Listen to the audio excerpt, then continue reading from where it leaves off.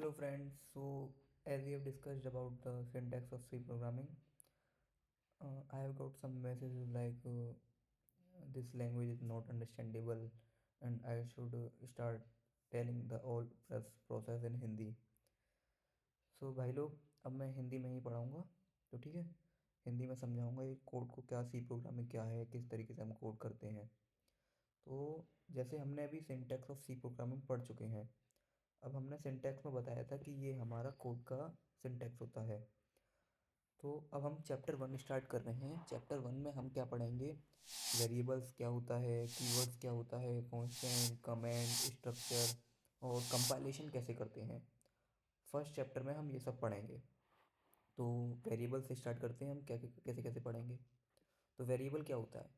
Variable is name of a memory location which store some data. जैसे कि अब हमने वेरिएबल, जैसे मानो हमने ए लिया और बी लिया और हमने ए की वैल्यू 25 रखी और बी की वैल्यू कुछ 5s जो भी है कुछ भी रखा। जैसे हम कोड में लिखते हैं यहाँ पर मेन के बाद में इंट ए। अब हमने ये इंट ए, जो इंट ए लिया है, जो ए है, ये ए क्या है? ये एक वेरिएबल है।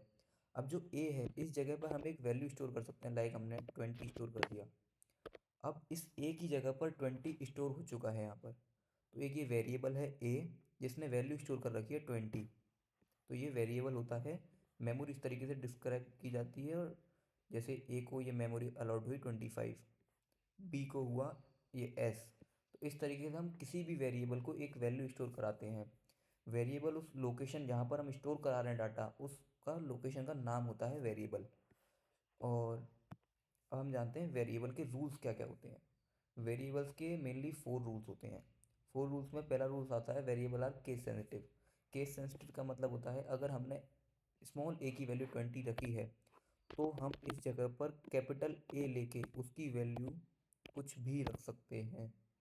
और जो कैपिटल ए और स्मॉल ए हैं वो दोनों अलग अलग वैल्यू को डिनोट कर सकते हैं। मतलब अगर हमने अपर केस और लोअर केस यूज़ किया है तो वो कोड डिफरेंट हो चुका है। Int small a equal to 20, जो स्मॉल ए है वो 20 की वैल्यू को स्टोर कर रहा है। और जो इंट कैपिटल इक्वल टू 10 है, जो कैपिटल ए है वो 10 को स्टोर कर रहा है। तो ये केस सेंसिटिव लैंग्वेज होती है। वेरिएबल केस सेंसिटिव होते हैं। और फर्स्ट करेक्टर इसका अल्फ़ाबेट हो सकता है और अंडरस्कोर हो सकता है। इसके अलावा कुछ भी नहीं कर सकते हम वेरिएबल का फर्स्ट कैरेक्टर। वेरिएबल्स में कोई कॉमा या ब्लैंक स्पेस नहीं होता है। और अंडरस्कोर के अलावा कोई और स्पेशल सिंबल जैसे star, has, at the rate कुछ भी यूज़ नहीं कर सकते हम वेरिएबल के लिए। अगर जैसे ये तो हमने ये एग्जांपल दे दिया। इसके बाद में अगर हम चाहते हैं कि हम कोई वेरिएबल स्टोर करेंगे इंट रोल नंबर। अब हमने जो ये रोल नंबर डाल के वैल्यू मान लो रोल नंबर 1 पुट किया इधर। अब ये जो है ये हमें एरर देगा। क्यों? क्योंकि यहाँ पर रोल तो इंट ने रोल लिया जिस तक जब तक कोई स्पेस नहीं था। अब जो नंबर है इसके नीचे अंडरलाइन आ चुकी है जिससे ये हमें शो कर रहा है कि यहाँ पर एक एरर है। अगर हमने यहाँ पर स्पेस दिया है तो वो एरर आएगा।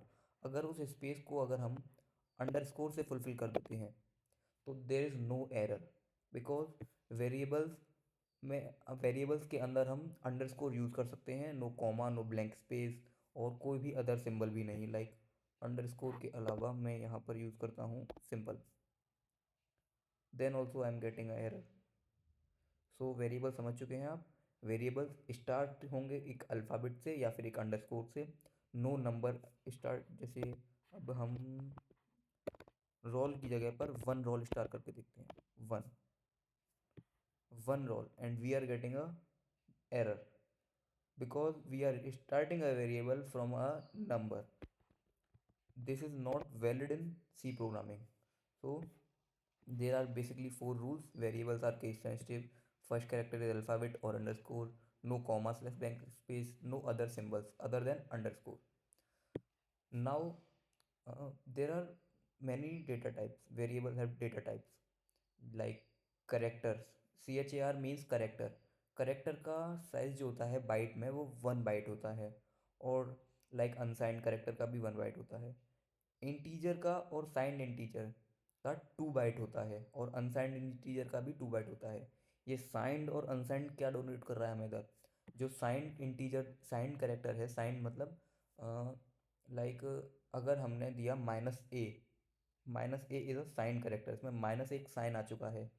साइंड इंटीजर मतलब -1, -2, -3 एंड ऑल। और जो अनसाइंड इंटीजर है, अनसाइंड इंटीजर मतलब 1, 2, 3, इनके आगे कोई भी साइन नहीं है, तो बेसिकली ये पॉजिटिव होते हैं। हम लाइक मैथ में भी पढ़ते हैं, negative, positive 1 and zero and all. तो जो अनसाइंड होते हैं वो ज़ीरो से स्टार्ट होते हैं और पॉजिटिव इन्फिनिटी तक जाते हैं, और जो साइंड होते हैं वो -इन्फिनिटी से लेकर +इन्फिनिटी तक होते हैं। ठीक है। सो ये बेसिकली ये फ्लोट करेक्टर, फ्लोट वेरिएबल, ये हम फ्लोट डाटा टाइप यूज़ करेंगे तो उसकी बाइट 4 होता है, डबल का 8 बाइट होता है, लॉन्ग डबल का 10 बाइट होता है। तो ये वेरिएबल के बाइट्स में साइज बताया गया है इधर। So let's move to constant. Constant क्या होता है? कांस्टेंट वो होता है जिसकी वैल्यू चेंज नहीं होती, वो फिक्स रहता है। लाइक इसके तीन तरीके, तो तीन टाइप्स होते हैं। Integer constant, like a = 1, a = 2, a = 3। अब ये फिक्स है, a 1, अगर हमने a = 1 दिया है तो वो a = 1 है, ये कांस्टेंट है। अब ये फिक्स है हर चीज़ के लिए। जैसे हमने इंट a = 1 यूज़ किया and then print f a, तो प्रिंट एफ ए में जो वैल्यू प्रिंट होगी वो 1 प्रिंट होगी, क्योंकि हमने 1 की वैल्यू फिक्स कर चुके हैं, वो कांस्टेंट हो चुका है। और जो रियल कांस्टेंट होते हैं, लाइक अगर जैसे इंटीजर कांस्टेंट में हमने सिर्फ इंटीजर लिया, सिर्फ 1 पॉइंट के बाद क्या है नहीं पता हमें। रियल कांस्टेंट वो होते हैं, लाइक हमें पाई में वैल्यू स्टोर करनी है 3.14, तो हम लिखेंगे पाई = 3.14। अब ये रियल कांस्टेंट है, कहीं पर भी हम पाई की वैल्यू यूज़ करेंगे तो ऑटोमेटिकली 3.14 जो प्रोग्रामर है हमारा वो समझ जाएगा कि 3.14 उसे यूज़ करना है। लाइक हमने यूज़ किया 2πr, 2 × π × r, तो उस पाई पर जो वैल्यू पुट करेगा ये हमारा वेरिएबल कोड, वो 3.14 ही पुट करेगा, वो एक कांस्टेंट वैल्यू पुट करेगा क्योंकि हमने पाई की वैल्यू फिक्स कर दी है। कुछ करेक्टर कांस्टेंट्स भी होते हैं, लाइक करेक्टर कांस्टेंट्स भी होते हैं, like a b is b and capital A is capital A, has, and there are so many constant like that. So आगे बढ़ते हैं। कीवर्ड्स क्या होते हैं? जैसे हमारा जो कंपाइलर है इसमें कुछ रिजर्व वर्ड होते हैं जिनके अलग अलग मीनिंग होते हैं, और सी प्रोग्रामिंग में 32 कीवर्ड्स होते हैं, अलग अलग मीनिंग। लाइक टाइम, हम रियल वर्ल्ड से कंपेयर करते हैं। टाइम, टाइम का एक मीनिंग है टाइम, समय। इसका ये फिक्स मीनिंग है, ये चेंज नहीं होगा कि टाइम, टाइम में आप बताओ कितना टाइम हो रहा है कि 2 किलो, नहीं, ये फिक्स है। टाइम मीन्स टाइम, टाइम ही रहेगा वो। तो कीवर्ड्स ये होते हैं, हमारे पास 32 कीवर्ड्स होते हैं जिनका अलग अलग अपना अपना खुद का एक मतलब होता है। ऑटो, डबल, इंट हमने यूज़ किया था for integer, and we have float. Float is for use for decimal numbers, and character, so character is used for alphabets and more. So these are the keywords, you can remember them. And then we talk about the program structure. This is the structure of C programming as we have discussed earlier. Has include stdio.h, int main, printf hello world, return 0. This is the program structure. Now we will learn about comments. Comments क्या होता है? मैंने कल आपको homework दिया था पिछले code में, तो मैंने कुछ ये यूज़ किया था, ये आपको याद होगा। इसे देने के बाद में मैंने आपको कुछ भी होमवर्क दिया था, लाइक XYZ, मैंने यहाँ पर कुछ आपको होमवर्क दिया। ये तब आप नहीं जानते होंगे, इसे हम बोलते हैं कमेंट। किसी भी लाइन को अगर हमें कमेंट करना है, लाइक जैसे हमने ये पूरा कोड लिखा, अब हमें ये समझना है कि यहाँ से लेके यहाँ तक ये कोड कुछ अलग है। यहाँ से अब हम यहाँ पर कुछ लिखेंगे जिससे सिर्फ हमें पता चलेगा कि हमने ये क्या कोड लिखा है। हमने लिखा है ये structure of C, this is the structure of C. अब जब यहाँ पर ये सिंबल देखेगा हमारा कंपाइलर, तो वो समझ जाएगा कि ये कंपाइलर के लिए नहीं है, ये सिर्फ यूज़र अंडरस्टैंडिंग के लिए उसने एक यहाँ पर नोट्स टाइप से किया गया है। ठीक है। और ये जो बाकी जो कोड है जो हमारे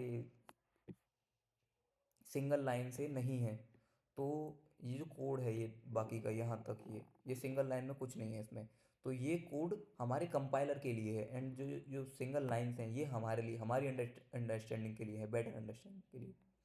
तो अब हम, अगर हमें सिंगल लाइन को, जैसे हमने यहाँ पर किया ये स्ट्रक्चर ऑफ सी, ये सिर्फ सिंगल लाइन है, हमें इसे रीडिंग करने के लिए करना था, इसे हम कमेंट करना था इसे हमें, तो हमने ये किया। अगर हमें इस पूरे कोड को ही कमेंट करना होता तो हम क्या करते, ऐसे सिंगल सिंगल करके, सिंगल सिंगल करते, ऐसे करते नहीं, वो बहुत लेंदी प्रोसेस होता। तो एक ही शॉर्टकट होता है, हम इसे करने के बाद में यहाँ एक स्टार लगाएंगे, एंड एंड में आकर इधर एक स्टार लगाकर, and then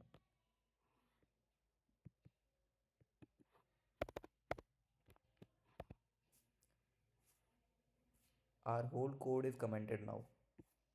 We will start from slash, then star, and end with star and slash. This is the, this is for commenting the whole code, and this is for commenting the single line. Let's move on to next topic, output.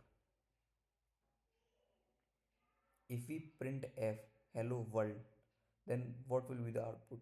Output is hello world.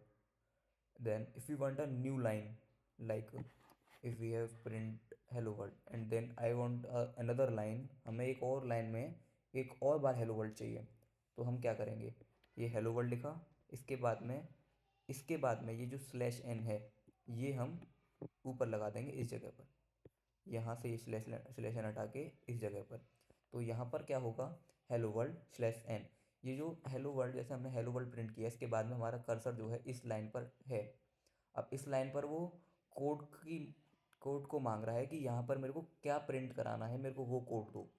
अब हमने like बिना ये slash N use किए अगर हमने print F hello world करा दिया, तो वो इसके डी के जस्ट बाद में हेलो वर्ल्ड प्रिंट कर देगा, जो कि हमें नहीं चाहिए। ये इसके बाद में हेलो वर्ल्ड प्रिंट कर देगा, जो कि हमें नहीं चाहिए, हमें हेलो वर्ल्ड न्यू लाइन में चाहिए। तो हम स्लैश एन लगाएंगे, स्लैश एन यहाँ पर आते ही कोड को कंपाइलर समझेगा कि उसे नेक्स्ट लाइन में जाना है, तो वो नेक्स्ट लाइन में स्विच होगा, फिर यहाँ से वो हेलो वर्ल्ड प्रिंट करेगा इस नेक्स्ट लाइन में। स्लैश एन का मतलब होता है ये। नाउ आउटपुट क्या, अगर हमें इंटीजर का आउटपुट चाहिए होता है, जैसे मैंने तुम्हें बताया था प्रिंट एफ ए, जब हमने ए की वैल्यू 10 रखी थी, तो हम ऐसे लिखेंगे, like age is, we have denoted age age int a age. Let's make it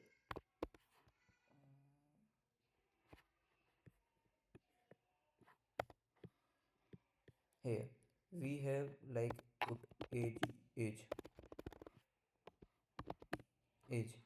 अब we have a variable age. This is not starting with a number and doesn't have any space or any symbols, which is not included in variable, which should not be included in variable. It has normal age, and we will equal, we have age equal to like age is 11. Now if we want to print this age, what we will print, we will print, let's use this, we will print age is, now we will use percent %d. Percent %d calls the function that which value is stored. Percent %d is used for integers. We have used int age, we have used int age, so this is an integer. So for calling an integer we use percent %d, and then comma, we will put age. So let's see what this code, save, replace, and then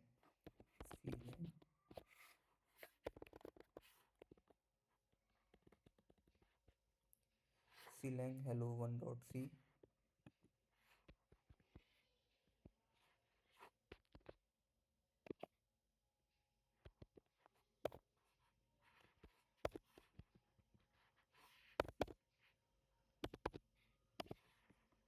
hello one dot c, and then dot slash a dot out. The code has printed age is 11. So we have get the output age is 11. Let's talk here. There are three cases: integer, real number, and character. For real number, we have a decimal function. For decimal function, we use point f, and for integer, we use point d, and for character, we use percent c. Percent c star. We will first star equal to star, and then we will print f star look like this, and percent c star. Now let's move on to next page. Input. If you want to take an input from user, like I want to know your age, so I will, which code I will do? I don't know your age, so I should use scanf percent d and age. Then you will tell us your age, and then we will print your age. Let's check that too. Here we will not declare age, because after declaring the age declare करने के बाद में वो as constant हो जाएगी. Constant होने के बाद हम कितनी भी बार एज प्रिंट कराएं, वो एज कांस्टेंट ही प्रिंट होगी जो हमने दी होगी. लाइक 11 दी है तो वो 11 ही प्रिंट होगी. बट हमें तो यूज़र से एज लेनी है, हमें आपसे एज लेनी है, तो हम क्या करेंगे? Int age, then we will use scan f. Scan f is use for taking input from user. Now we will double quote and percent d comma and age. Now what we have been using here, percent, we have used percent d for integer value because I want an integer value. And when we then we use comma and then and age. Why we use and age? This and denote the mm, this and denote the, I forgot the name. This and denote the location, name of memory. This and denote the name of memory. Like after and, that is the name of memory where we want to store that value we have inputted from user, we have taken from user. So now let's run this code, save this, and then done. Now here I am getting no output because I haven't used any statement before scanf. That will be printed for user. Now user will not know what we have to print here. Now I know, क्योंकि हमने ये code किया है, हमें पता है कि हमें यहाँ पर क्या डालना है. तो हम मानो एज डालते हैं 20. हमने 20 पुट किया, एंटर. The age is 20. इस कोड को अगर हमें यूज़र फ्रेंडली बनाना है, तो यूज़र फ्रेंडली के लिए हम एक और प्रिंट एफ लगाएंगे जिसमें हम यूज़र से बोलेंगे कि enter your age, enter your age. Now let's see this code.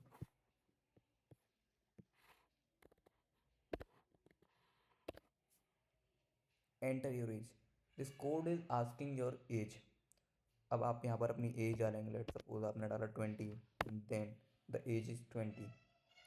So we have understood the code, the basic syntax of C programming, why we use int here, why we are using printf to print to get output, scanf to get input, and the return is 0 tells us that we are returning a integer value because we have used int main.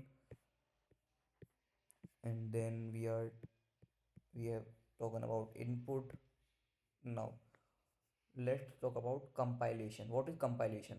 A computer program that translates C code into machine code. जैसे अब मैं आपको हिंदी में समझाऊँ कि हमने जो code लिखा, वो कोड हम समझ पा रहे हैं कि हमने प्रिंट एफ लिखा फॉर प्रिंट की प्रिंटिंग. बट कंप्यूटर क्या अंडरस्टैंड करता है? कंप्यूटर बाइनरी अंडरस्टैंड करता है, 0 1 1 0 0 1. तो अब वो 0 1 1 0 में हम कोड नहीं लिख पाएंगे क्योंकि उसे हम नहीं समझ सकते हैं. अब for mutual understanding we use compiler. समझे? We use compiler for mutual understanding. The compiler translate the English code into binary code और machine code, so that we are delivering a code in English which we know, and the compiler making it into binary which computer knows. and the computer then run that code and we will get the output. हमने English में लिखा, compiler ने उसे binary में convert किया और machine language में convert किया, देन मशीन ने उस कोड को आउटपुट किया, मतलब उसने उस कोड को प्रोसेस किया. So this is the compilation and we have discussed all the topics. We are going to discuss like variable, constant, in or compilation, many more keywords, structure. So this is for the chapter 1. Now we will discuss about the chapter 2 in the next video. Till then, take care, keep like